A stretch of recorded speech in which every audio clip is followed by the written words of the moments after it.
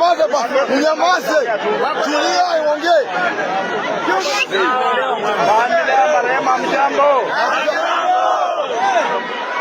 Watu wa Malaba mjambo. Uko wazima? Mimi nimekuja leo, sitakuja kupiga siasa. Nimekuja kwa sababu Mheshimiwa Njendi alikuwa kiongozi wa taifa la Kenya.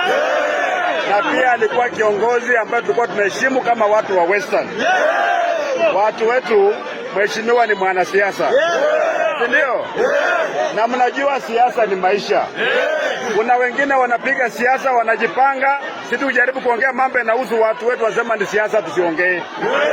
Na jambo la kuudhi ni kwamba unapata wenye wanapiga kelele ni Waluya tu kama sisi.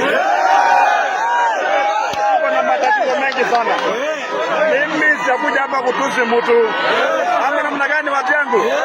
Sitakuja kutusi mtu kweli? Baba muongozi.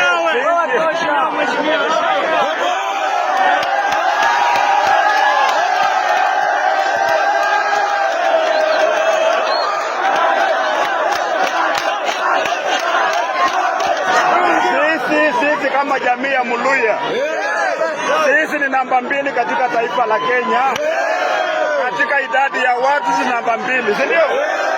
Lakini wakati masuala ya taifa yanaongelewa, Muluya kwa meza hayuko. Kuna watu ambao wametupangia njama kwamba hiyo meza tuzoe kufika huko. Tunawajua watu. Sisi tumesema 2027 tumefanya nini? Sisi Waluya tuki watu waoga. Viongozi wetu ndio wamekuwa waoga. Lakini mimi nimesema niko mbele. Waluya mtanishika mkono.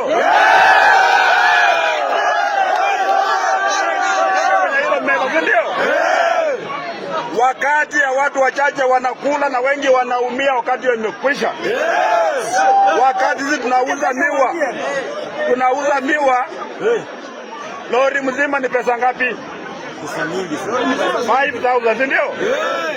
Lakini ikifika kwa duka kilo moja ni pesa ngapi? 200. Lakini mkulima anapata shilingi 5 peke yake.